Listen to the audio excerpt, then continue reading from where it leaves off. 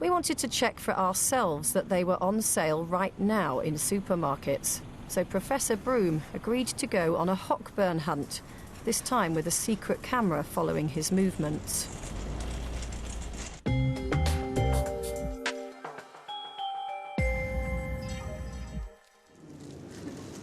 Professor Broom went shopping in the Cambridge branch of each of the big 4 supermarkets.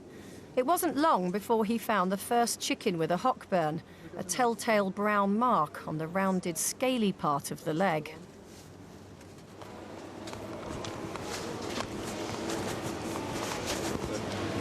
An obvious hockburn there. More on one leg than the other. And as he continued his buying spree, Professor Broom had no trouble finding them. They were in every supermarket he went to. The damage to the tissue with a hockburn of this size would go down several millimetres into the tissue, so that would be quite painful, something like that. He even found chickens where the hockburn had been carefully removed before the bird was packed. You can see the hockburn area, even though the scales have been removed there, you can see that the tissue underneath the scales is damaged by the hockburn. After several hours of intense shopping, Professor Broom had struck unlucky in all of the big 4 supermarkets. On this bird here, this is a fairly severe hockburn, at least for a grade A chicken. Now on this bird you can see that there is a small area of hockburn there, a medium size there, and then there's an area where the scales are missing. There might well have been a more extensive hockburn there. And then on this bird here you can see the tail end, the parson's nose, has a lot of red coloration on it.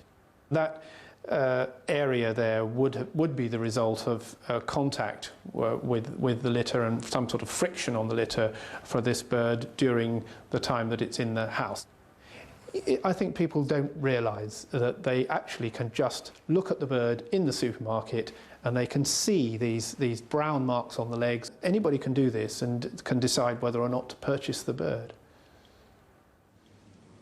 The Supermarkets Trade Association, the British Retail Consortium, told us supermarkets take the issue of animal welfare extremely seriously, and it is a fundamental requirement of their suppliers.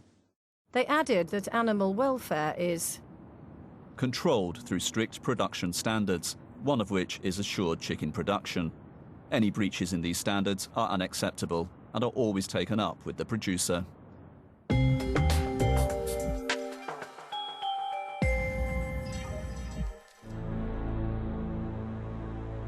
This chick has a disease called coccidiosis. It's a bacterial infection of the gut, which can sweep through a flock of chickens in no time. It causes loss of appetite and diarrhea. Birds with coccidiosis pass droppings containing tiny little spores called oocysts. And if, in the cramped conditions of the broiler house, birds start to peck at those droppings, the whole flock can soon be infected.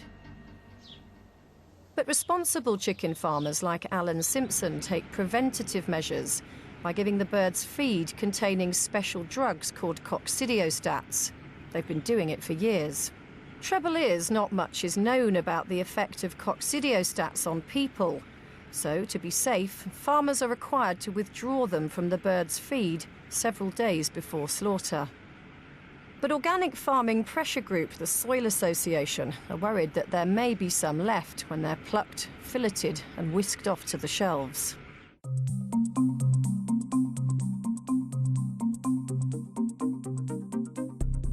We decided to put the supermarket's cheap chicken to the test. We went to all 4 major supermarkets and brought frozen chickens in each. And some chicken livers too, because that's where the coccidiostats are most likely to be found. We sent them to a top research lab in Germany to be tested for any sign of coccidiostat residue. This is what they found. There were traces in 37 of our 40 supermarket samples. No problem there, though, because the amounts we found are well within the government's acceptable limit of 200 micrograms per kilogram of meat. But all our chickens had the same coccidiostat in them. It's called nicarbazine, and it's the subject of a bit of a Euro scrap. Dr. Vivian Howard is one of the country's leading toxicologists. With respect to nicarbazine, this has been looked at by the EU in their FEDAP committee, and once again they've come up with a report which says there isn't enough information there for them to make a decision about the mutagenicity. So that's the ability of this medicine or drug to actually cause damage to DNA. And so they, in the absence of that information, they are saying that they can't set a maximum residue level.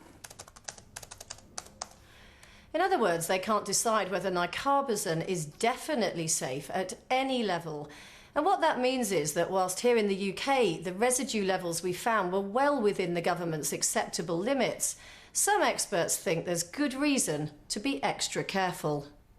I think we can be fairly certain that if you're eating chicken from broiler houses, you will be getting a level of exposure to this compound. Now, of course, the regulators will say, but it's underneath the maximum residue level, therefore it's safe. But I think that really, particularly with respect to infants and the fetus, we should be minimising exposure. Now,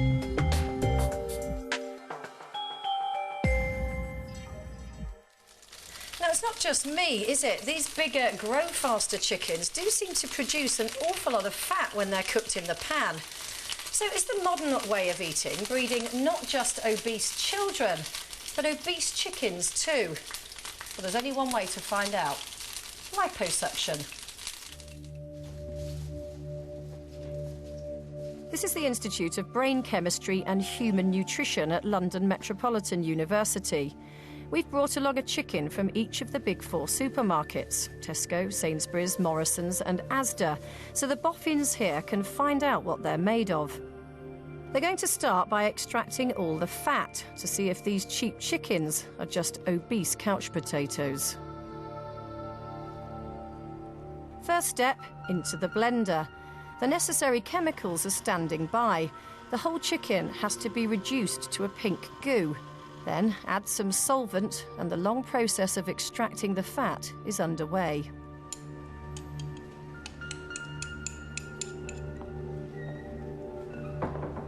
A week later, the tests are all complete, and I'm back at the Institute to meet with Michael Crawford.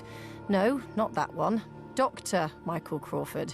He's the man who supervised the tests for us, and apparently he's got some startling results. Well, this is the fat out of one single chicken, and that was about 17% fat. That's almost a pint of fat from one chicken. I'm horrified by this. Basically, they were all the same. I eat a lot of chicken. Right. Because I think it's low in fat. Well, it isn't. And that's just out of one chicken. I mean, what effectively you're getting here, the big problem is that you're getting, in terms of the calorie value, more calories coming from fat than protein. And what this means is that the public thinks they're buying a protein-rich food. In fact, they're buying a fat-rich food. In 1976, the Royal College of Physicians, British Cardiac Society said in their report on coronary heart disease, if you want to avoid heart disease, eat less fatty red meat and choose chicken because it's low in fat. And that's it used to be the case. It was the case that chickens provided more protein than fat. Now it's the other way around. Chickens didn't always used to have this much fat. No, of course in it them, didn't. Did they? So why do they now? What happens is that if you feed the animal on a high-energy diet, and if it doesn't get any exercise, it does put on weight, and the weight that it puts on, a large part of that is fat. So this extra fatty chicken that we're all buying, I think we buy 850 million of them a year now. This extra fatty one has in a way, been created Yes. by the demand of the supermarkets.